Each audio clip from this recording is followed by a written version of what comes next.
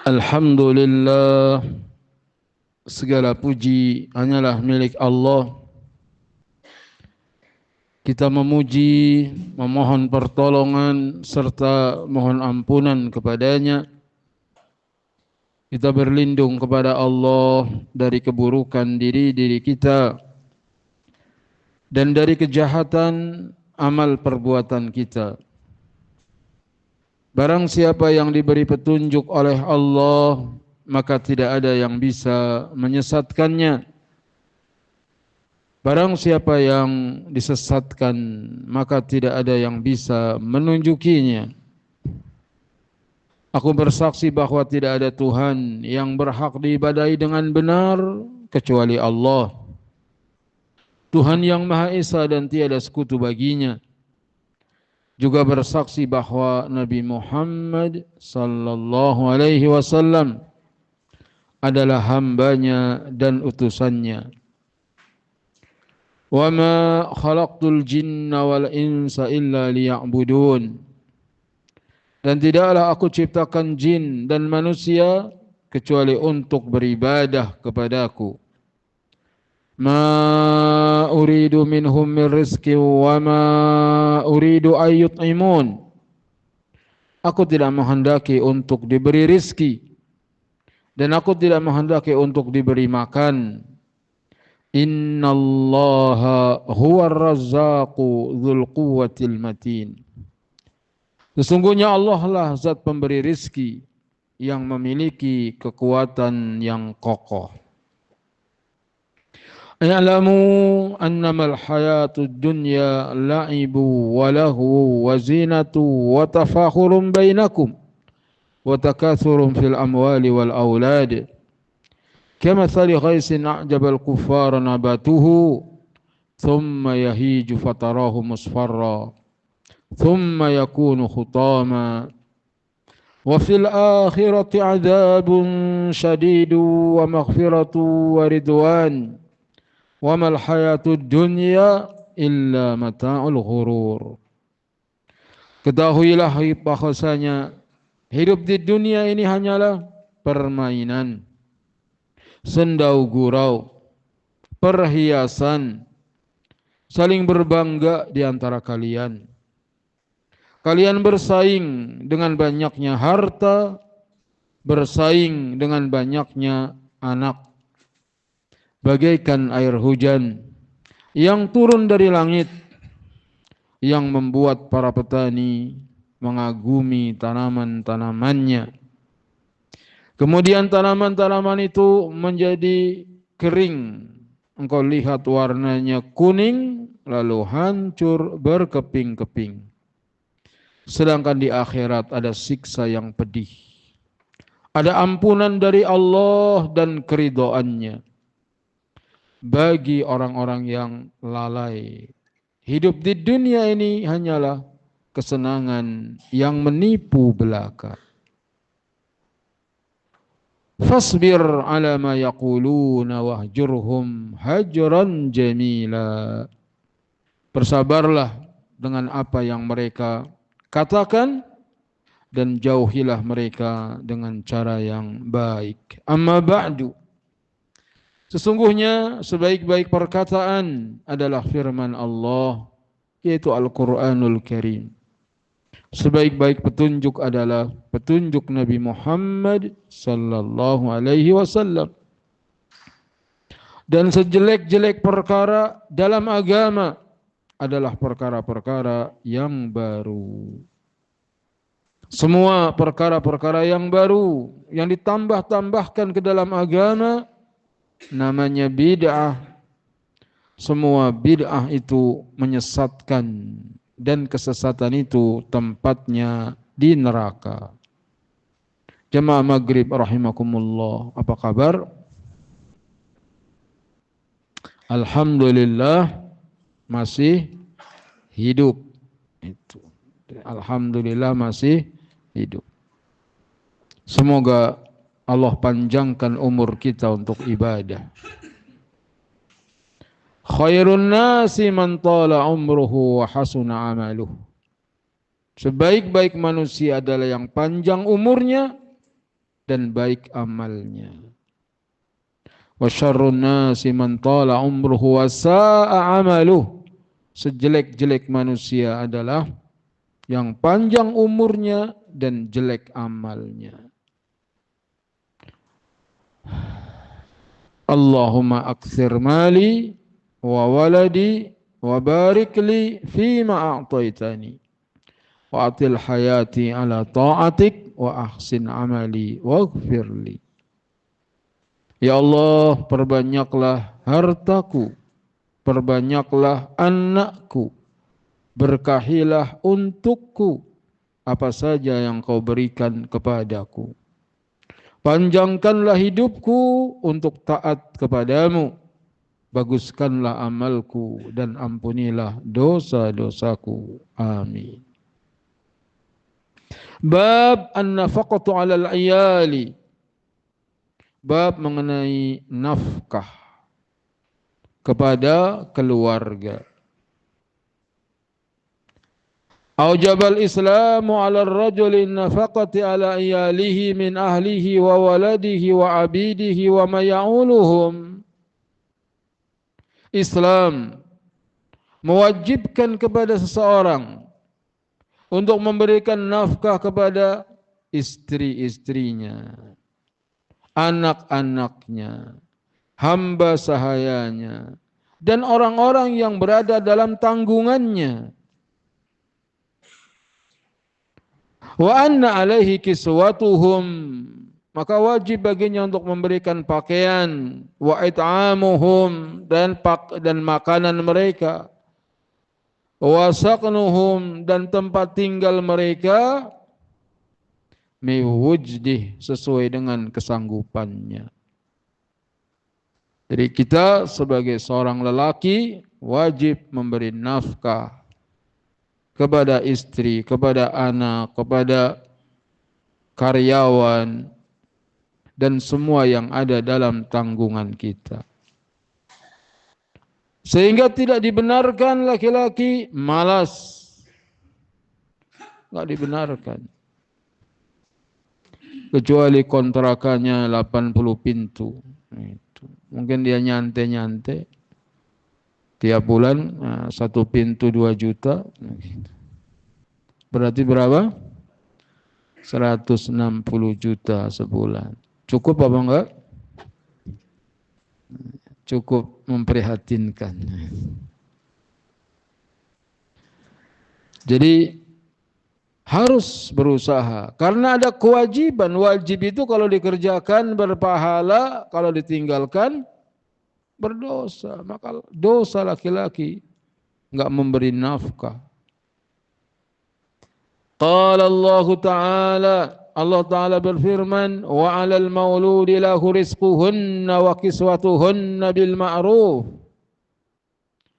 Yukhbirullahu subhanahu, Allah yang maha suci mengabarkan, annahu 'ala walidit tifli, wajib bagi ayah seorang anak,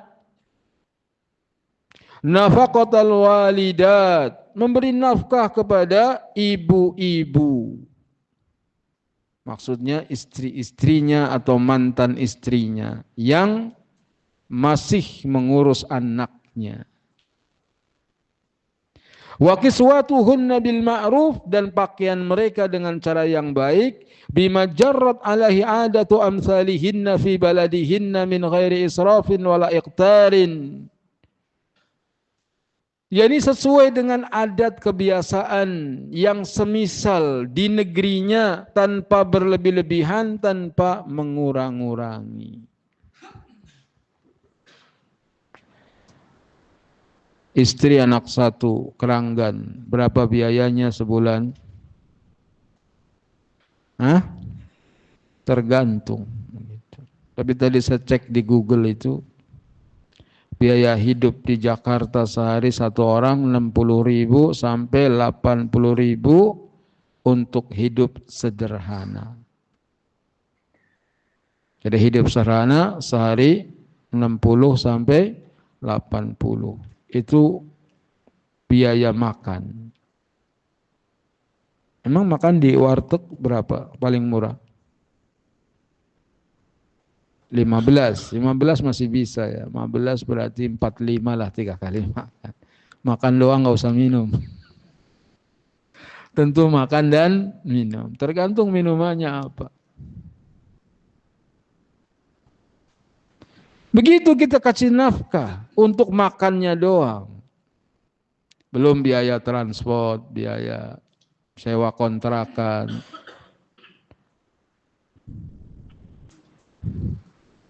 Jangan berani berbuat, berani minggat. Jadi kalau sudah menikahi anak orang ya harus dikasih nafkah. Itu kadar sederhana kalau suaminya memang miskin. Adapun kalau suaminya berlebih, maka hendaknya dia memberikan yang cukup tanpa berlebihan, tanpa mengurang-urangi.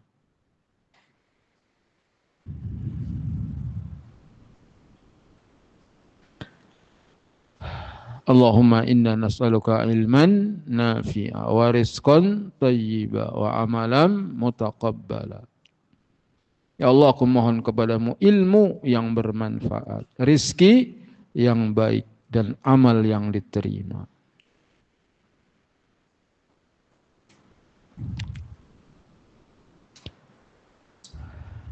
Jadi harus memberikan kepada keluarganya tanpa berlebihan, tanpa mengurangi. Bihasbi qudratihi fi yasarihi wa tawsitihi wa iqtarihi. Sesuai dengan kadarnya, kemudahannya, kelapangannya, dan kesempitannya. Yang kaya memberikan yang lebih. Yang miskin memberikan nafkah sesuai dengan kesanggupannya. La yukallifullahu nafsan illa wus'aha. Allah Ta'ala juga berfirman dalam surat At-Talaq ayat yang ke-7. Liyunfiq dhu sa'atin min sa'atih wa man qudira alaihi rizquhu falyunfiq mimma atahu Allah la yukallifullahu nafsan illa ma ataha. Hendaknya menginfakkan orang yang punya kelapangan sesuai dengan kelapangannya. Barang siapa yang disempitkan rizkinya, maka infak dengan apa yang Allah berikan padanya. Allah tidak akan membebani seorang kecuali dengan apa yang Allah telah berikan kepadanya. Yukhbirullahu subhanahu annahu yanbaghi ala walidi tifli. Allah yang maha suci mengabarkan bahwasanya hendaknya ayah dari si anak, berarti bapaknya, ayunfiqa 'alal mauludi bihasbi qudratihi. Hendaknya menginfakkan kepada anak-anaknya dan ibunya sesuai dengan kesanggupannya. Li'anna taklif bihasbil qudrah, karena beban sesuai dengan kesanggupan. Kalau mampu nikah, kalau enggak mampu puasa. Ya ma'syara syabab, man istata'a minkumul ba'ah falyatazawwaj. Wahai para pemuda, siapa di antara kalian yang sudah sanggup, mempunyai kemampuan, hendaknya menikah. Jadi punya kemampuan bisa kasih nafkah, kasih makan. Tadi biaya hidup misalnya minimal 60. Hidup sederhana sampai 80. Punya duit enggak kamu kasih makan istrimu? Sehari 60 sampai 80. Ada Ustaz punya, ya sudah, kalau kamu punya bisa makan. Tapi sepiring berdua Ustaz, enggak apa-apa, yang penting calonmu rela. 60.000 itu sehari makan sepiring berdua. Asik apa enggak? Kalau enggak berantem ya, sehari 2 hari asik aja. Lama-lama kurus, lama-lama kurus. Jadi harus ngukur diri, ngukur diri. Yang mampu menikah. Faman lam yastati' fa alaihi bisawm. Siapa yang belum sanggup hendaknya dia berpuasa.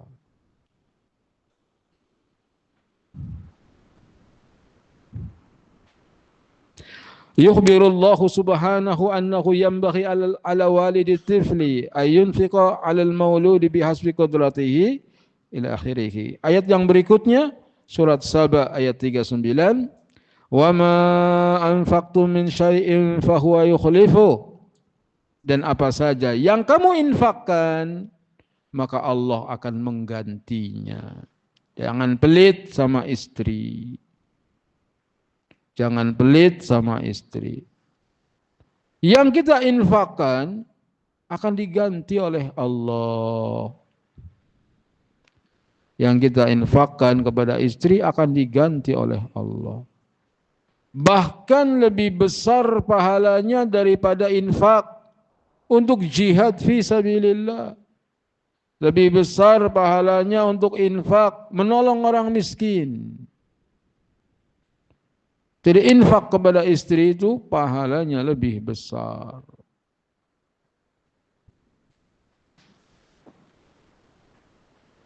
Mahma anfaqtu min syai'in fima amarakum bihi wa abahahu lakum. Apa saja yang kamu infakkan dari sesuatu yang Allah perintahkan atau apa yang Allah bolehkan, fahuwa yukhlifu alaikum fid dunya wa fil akhirati bil jazai was thawab. Maka Allah akan menggantinya di dunia dan di akhirat dengan balasan dan ganjaran. Dibalas oleh Allah dunia akhirat. Kama thabata fil hadis sahih, sebagaimana yang disebutkan dalam hadis yang sahih. Yaqulullahu ta'ala, Allah ta'ala berfirman, unfik alaik, infaklah, akan diinfakkan kepadamu. Jadi infaklah, akan diinfakkan kepadamu.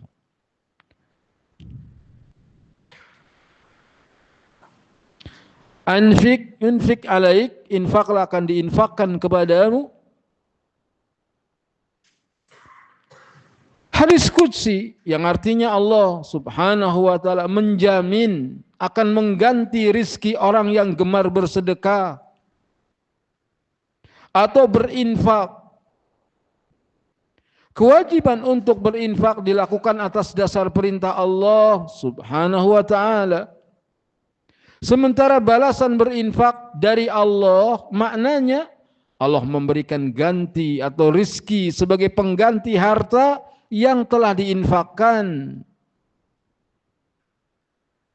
Hadis ini merupakan hadis qudsi, yakni firman Allah melalui sabda Nabi sallallahu alaihi wasallam. Hadis ini memerintahkan untuk infak. Kata infak adalah perintah untuk mengeluarkan sebagian harta untuk kebaikan. Selanjutnya, jaminan diganti dari Allah, yunfik alaik, ini berarti Allah menjanjikan akan mengganti harta yang telah diinfakkan tersebut, bahkan bisa lebih baik dan lebih banyak. Dan memang Allah selalu memberikan pembalasan yang lebih banyak. Jadi karenanya jangan bakhil, jangan pelit.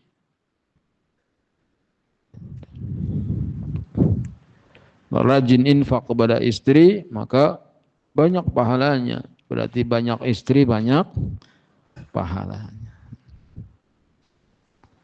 Kalau mampu, kalau enggak ya masalahmu loh. Problemnya, masalahnya duit. Selalu problemnya masalah duit. Maka jangan coba-coba kalau enggak punya duit. Wa an Abi Hurairah radhiyallahu anhu qala, dari sahabat Abu Hurairah radhiyallahu anhu dia berkata, qala Rasulullah sallallahu alaihi wasallam, Rasulullah sallallahu alaihi wasallam bersabda, dinarun anfaqtahu fi sabilillah wa dinarun anfaqtahu fi raqabah wa dinarun tasaddaqta bihi ala miskinin wa dinarun anfaqtahu ala ahlik a'dhamuha ajran alladhi anfaqtahu ala ahlik, rawahu Muslim. Dinar, uang emas 4/4 gram satu dinarnya. Kalau sekarang di emas 3 juta berarti satu dinar 12-an juta lebih. 13 lebih. Satu dinar yang kamu infakkan di jalan Allah,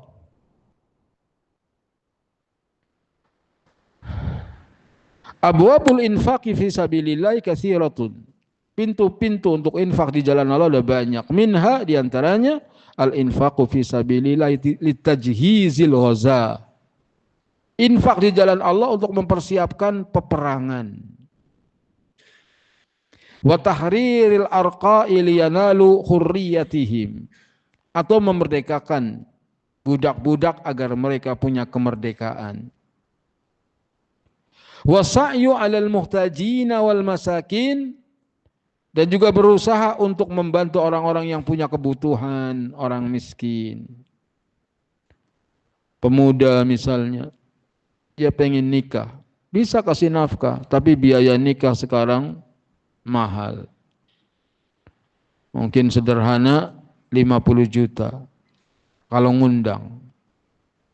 Kalau enggak ngundang-ngundang itu mungkin 10 juta. Cukup apa enggak? Cukup, memprihatinkan begitu. 10 juta. Ngundang ya 5 orang, 10 orang. Karena itu istri kedua. Jadi orang itu mau menikah tapi enggak punya dana. Boleh kita bantu dia. Pemuda-pemuda yang belum punya istri, yang mau menikah, kalau kita punya kelebihan, kasih dia. Segera nikah. Jangan pacaran terus, menumpuk dosa. Itu termasuk juga infak di jalan Allah. Orang-orang yang membutuhkan, orang-orang miskin. Wa dinarun anfaqtahu fi raqabah. Ya ini tadi, budak. Wa dinarun tasaddaqta bihi ala miskin, dan dinar yang disedekahkan untuk membantu orang miskin. Wa dinarun anfaqtahu ala ahlik, dan dinar yang kamu infakkan kepada keluargamu. Yani an-nafaqatu 'alal ahli min a'dhamil qurabat. Infak kepada keluarga merupakan amal yang mendekatkan diri kepada Allah yang paling agung. Wa afdalun nafaqat, bahkan nafkah yang paling afdal. Fahiya nafaqatun wajibah, dan nafkah kepada istri hukumnya wajib. Jadi memberi nafkah kepada istri hukumnya wajib. Dan ini enggak dijelaskan. Apakah istri kaya, apakah istri miskin, wajiban suami kasih nafkah. Walaupun istrinya kaya, enggak gugur kewajiban suami memberi nafkah. Jangan cari istri yang kaya kemudian numpang hidup. Ini malu. Al-haya'u minal iman. Malu bagian daripada iman. Malu. Laki-laki yang kasih nafkah. Ya istri saya kaya, duitnya banyak. Tetap kamu laki-laki, kasih nafkah.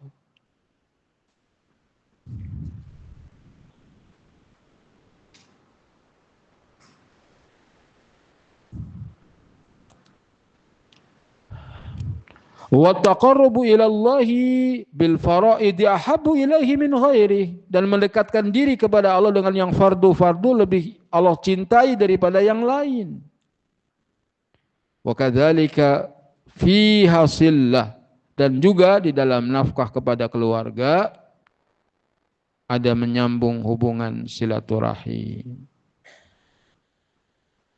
Nafkah kepada istri, nafkah kepada keluarga istri bahkan. Kadang istri kita hidup dalam kesusahan, keluarganya maksudnya. Maka kita beri bantuan. Jangan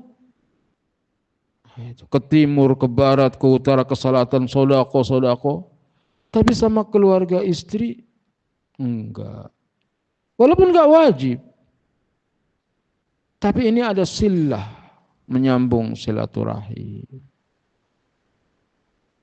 Nah, ini kadang-kadang suka lupa. Bahkan istrinya nggak boleh pulang. Jangan pulang ke rumah ibumu. Ntar diambilin semua duitmu. Nah, ini nggak bagus. Istri harus taat sama suami. Kewajiban kamu setelah menikah, taatnya sama saya, bukan sama ibumu, bukan sama bapakmu. Nggak begitu juga. Nggak begitu. Kecuali punya pengaruh buruk keluarganya. Nah, jadi ada silah, ada menyambung hubungan. Wa ijadul mahabbati wal alafah, dan akan menumbuhkan saling cinta dan kedekatan atau keakraban. Wa ta'lifil qulub, dan juga melembutkan hati. Wa jam'il kalimah, dan menyatukan kalimat, yakni membuat persaudaraan yang bersatu. Apalah artinya kita bahagia berdua dengan istri kita, akan tetapi keluarga kita enggak, keluarga istri juga enggak. Jadikanlah orang yang kebahagiaannya menyebar di sekitarnya. Jadilah orang yang kebahagiaannya menyebar kepada yang ada di sekitarnya. Jadi hidup ini bukan cuma berdua. Begitu sudah menikah, itu bukan hubungan antara aku dan kamu, tetapi hubungan kita dan mereka. Begitu idealnya. Jadi baik sama keluarga kita, baik juga sama keluarga istri kita. Semoga Allah berikan taufik kepada kita untuk bisa mengamalkannya. Karena jasa mertua kita juga enggak kecil. Dia yang melahirkan istri kita, dia yang membesarkannya, yang menyekolahkannya dan seterusnya. Kemudian setelah dewasa diserahkan kepada kita, lalu kita lupakan begitu saja, tentu tidak baik. Gitu. Nah, tidak baik.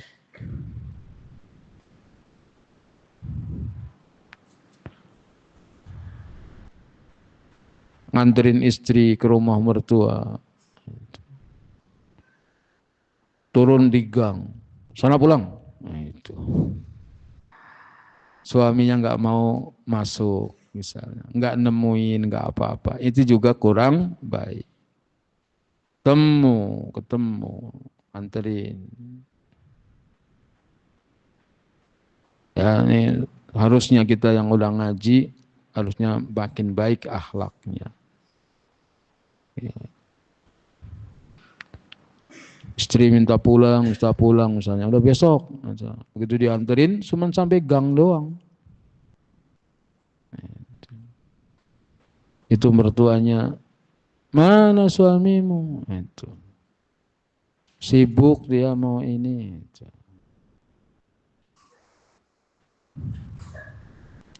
Semoga Allah mengampuni dosa-dosa kita. Ya. Wa an Abi Abdullah wa yuqalu lahu Abu Abdurrahman Sauban bin Bujdud maula Rasulullah sallallahu alaihi wasallam qala. Dari Abu Abdullah, dipanggil juga Abu Abdurrahman. Satu orang kadang dipanggil Abdullah, kadang dipanggil Abdurrahman, kadang dipanggil Abu Abdullah, kadang dipanggil Abu Abdurrahman. Namanya Sauban bin Bujdud, budak Rasul sallallahu alaihi wasallam yang telah dimerdekakan. Dia berkata, qala Rasulullah sallallahu alaihi wasallam. Rasulullah sallallahu alaihi wasallam bersabda, afdalu dinarin yunfikuhu ar-rajulu dinarun yunfikuhu ala iyalih. Seutama-utama dinar yang diinfakkan oleh seseorang adalah dinar yang diinfakkan kepada keluarganya. Kita punya dinar. Dinar ini adalah sarana untuk menggapai surga. Bagaimana agar dinar ini berubah menjadi pahala yang banyak, yang besar? Ternyata Nabi kasih tahu, ini dinar, kalau pengen pahalanya banyak, berikan kepada keluarga. Begitu panduan Nabi SAW. Wa dinarun yunfikuhu ala dabatihi fi sabilillah. Kemudian baru dinar yang diinfakkan untuk kendaraannya di jalan Allah. Untuk perawatan kuda perang misalnya. Kalau zaman sekarang ya untuk motor biar bisa ngaji lancar, nggak mogok. Jangan motor maunya make doang, ganti oli aja, lupa. Akhirnya nggak bisa dipakai. Dia ada tipe-tipe orang yang begitu. Diurus karena nggak boleh menyia-nyiakan harta. Apa-apa dibagusi, maksudnya biar lancar. Yang penting mesinnya lancar, bisa jalan. Adapun penampilan, bodinya apa segala macam, nggak harus, itu nggak harus. Yang penting bisa sampai ke tujuan. Wa dinarun yunfikuhu ala ashabihi fi sabilillah, dan juga berikutnya dinar yang diinfakkan kepada sahabat-sahabatnya di jalan Allah. Rawahu Muslim. Hadis ini diriwayatkan oleh Imam Muslim. Fiqhul hadis, fikih hadisnya, rattaba Rasulullah SAW an-nafaqati wa bayyana ahamiyatiha wa fadliha. Rasul SAW diurut tentang nafkah dan menjelaskan tentang yang lebih penting dan yang lebih afdal. Fa'adhamuhan nafaqatu 'alal iyal. Yang paling afdal ternyata nafkah untuk keluarga. Thumma nafaqatu 'ala tajhizi nafsihi wa i'dadi silahi lil jihad fi sabilillah. Kemudian nafkah untuk mempersiapkan dirinya, mempersiapkan persenjataan untuk jihad di jalan Allah. Thumman nafaqatu 'alal ikhwah. Kemudian nafkah untuk saudara-saudara. Li'aunihim lil khuruji muqatilina fi sabilillah, untuk membantu mereka bisa berangkat jihad fi sabilillah. Begitulah urutannya. Ternyata untuk keluarga nomor satu. Nomor satu untuk keluarga.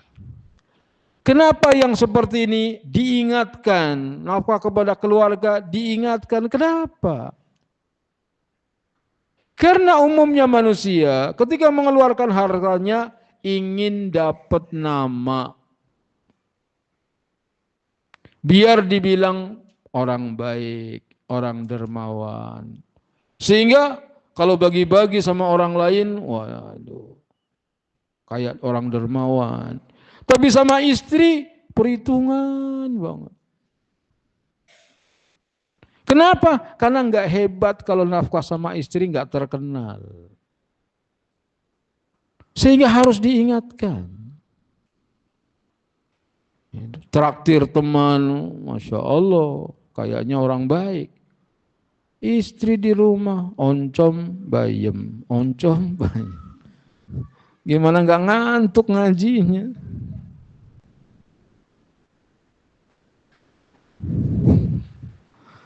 Astagfirullah. Kasih istrimu makan yang bergizi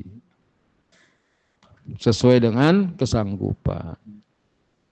Kalau ada, kalau nggak ada namanya nggak ada. Istri juga harus sabar. Jangan pulang-pulang luntut. Dengar nggak tadi, Mas? Gitu.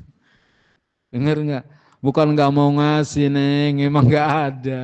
Dicekek juga mati doang. Orang nggak ada mau diapain. Azan? Ayo silahkan. Alhamdulillah. Wassalatu wassalamu ala rasulillah. Ashhadu an la ilaha illallah wahdahu la syarika lah. Wa ashhadu anna muhammadan abduhu wa rasuluhu amma ba'du. Wa an ummi salamah radhiyallahu anha qalat, dari Ummu Salamah Ummul Mukminin radhiyallahu anha, dia berkata, Ya Rasulullah, wahai Rasulullah, hal li ajrun fi bani Abi Salamata in anfaqa alaihim? Wahai Rasulullah, apakah aku dapat ganjaran pada anak-anak Abu Salamah apabila aku menginfakkan kepada mereka? Walastu bitarikihim, walastu bitaraktuhum hakada wa hakada innama hum baniya. Aku tidak membiarkan dia begini dan begini, padahal mereka adalah anak-anakku. Ummu Salamah radhiyallahu anha,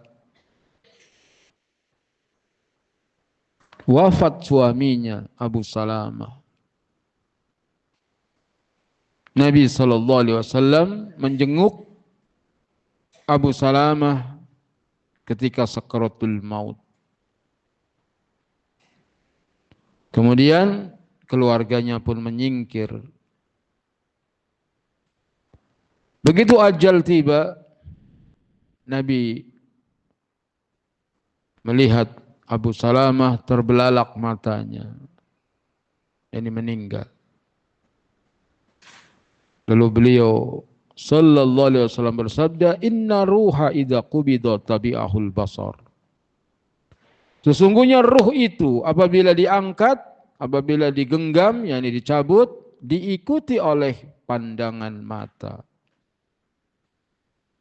Jadi kalau orang meninggal itu dari kaki ruhnya dicabut, ditarik ke atas, matanya ngeliatin.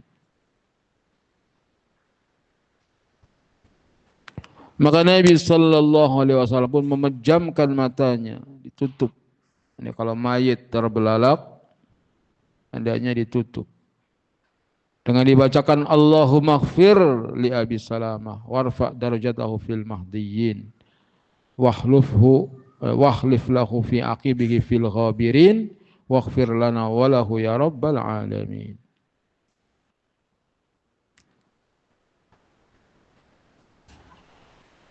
Kemudian Ummu Salamah berdoa, inna lillahi wa inna ilaihi raji'un. Allahumma jurni fi musibati wa akhlif li khairan minha. Sesungguhnya kita ini milik Allah dan kepada Allah kita akan kembali. Ya Allah, berilah ganjaran atas musibah yang menimpaku dan berilah ganti yang lebih baik darinya. Allah kabulkan. Ummu Salamah dinikah oleh Nabi sallallahu alaihi wasallam. Ketika dilamar oleh Nabi, Ummu Salamah awalnya menolak. Kata Ummu Salamah, aku sudah tua. Gitu. Gak mau. Kata Nabi, aku juga sudah tidak muda lagi.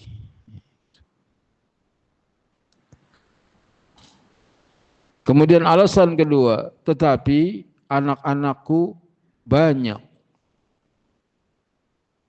Kata Nabi SAW, anak-anakmu, anak-anakku juga. Ini menunjukkan bapak tiri yang baik. Dia bertanggung jawab sama anak tirinya. Jangan mau ibunya tapi nggak mau anaknya. Bapak tiri yang baik, dia tanggung jawab. Nabi mengatakan anak-anakmu, anak-anakku juga. Walaupun nggak wajib.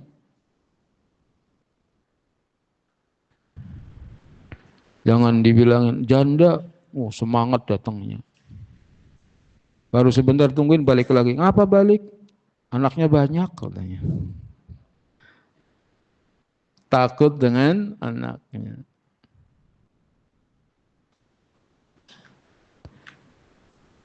Kemudian alasan yang ketiga Ummu Salamah, tetapi aku wanita pencemburu. Sedangkan istrimu banyak. Maka dijawab, adapun kecemburuanmu akan saya doakan. Jadi kalau istri pencemburu, suami harus rajin berdoa. Doakan biar tidak pencemburu. Cemburu wajar. Yang tidak boleh berlebihan. Pilih aku atau dia. Itu repot kalau udah begitu.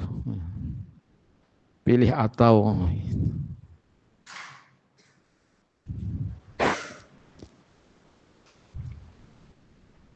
Nah begitu sudah jadi istri Nabi, bertanya Ummu Salamah radhiyallahu anha, halli ajrun fi bani Abi Salamata an anfiq alaihim, apakah aku punya ganjaran, dapat ganjaran mengenai anak-anak Abu Salamah kalau aku menginfakkan kepada mereka dan aku tidak membiarkan mereka begini dan begini, yani minta-minta padahal mereka adalah anakku juga. Qal, Nabi SAW bersabda, na'am laki ajrun. Kata Nabi, iya kamu dapat ganjaran. Ma anfaqti alaihim, apa yang kamu infakkan kepada mereka. Muttafaqun alaih.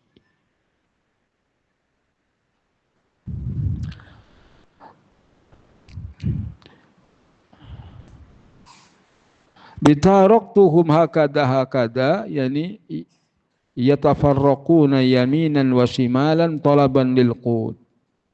Jadi maksud dengan aku tinggalkan mereka begini dan begini, yani berpencar kanan kiri, minta-minta kebutuhan. Jadi jangan dibiarkan anak-anak itu minta-minta. Fiqhul hadis, fikih hadisnya, fadlul infaqi alal aitam fil hijri. Keutamaan infak kepada anak-anak yatim yang ada dalam kamar, maksudnya dalam tanggungan kita. Anak yatim ada anak yatim orang lain. Ada anak yatim yang masih kerabat kita. Yatiman za maqrabah au miskinan za matrabah. Jadi kita dianjurkan untuk menyantuni anak-anak yatim yang masih kerabat dengan kita. Ini mempunyai keutamaan yang besar. Ana wa kafilul yatim hakadha yaumal qiyamah. Saya dan orang yang menyantuni anak yatim seperti ini nanti di hari kiamat. Jadi dekat dengan Nabi.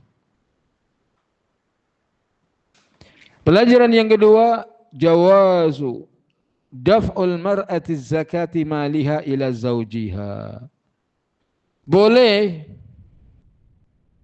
seorang istri menyerahkan zakat hartanya kepada suaminya. Apabila seorang wanita kaya menikah dengan laki-laki miskin, begitu waktu bayar zakat, istrinya bayar zakat kepada suaminya. Boleh.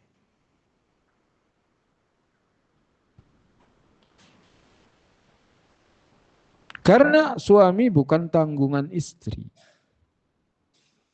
Suami bukan tanggungan istri. Dan itu Abdullah bin Mas'ud diantaranya ketika istrinya bertanya tentang zakat, zakat saja sama saya. Apa boleh? Kata Abdullah bin Mas'ud, boleh.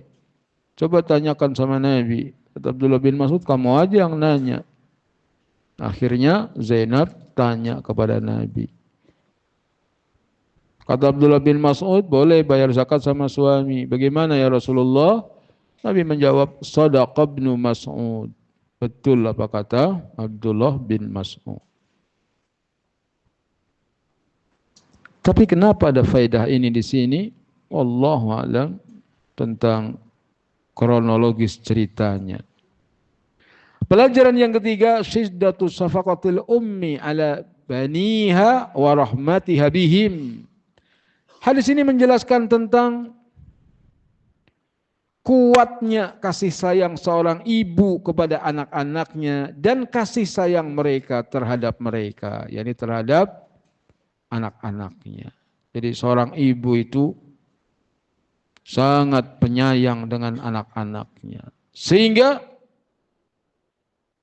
yang diperintahkan itu, yang sering diingatkan agar anak berbakti sama orang tua, berbakti sama orang tua. Tidak banyak atau jarang perintah orang tua untuk berbakti sama anak, karena nggak usah disuruh. Orang tua itu pasti sayang sama anak. Yang harus disuruh, yang harus diingatkan anak. Sering lupa sama ibunya, sering lupa sama bapaknya. Sehingga penekanan ayat Quran, hadis Nabi, seringnya anak diingatkan agar ingat sama orang tuanya, berbakti sama orang tuanya.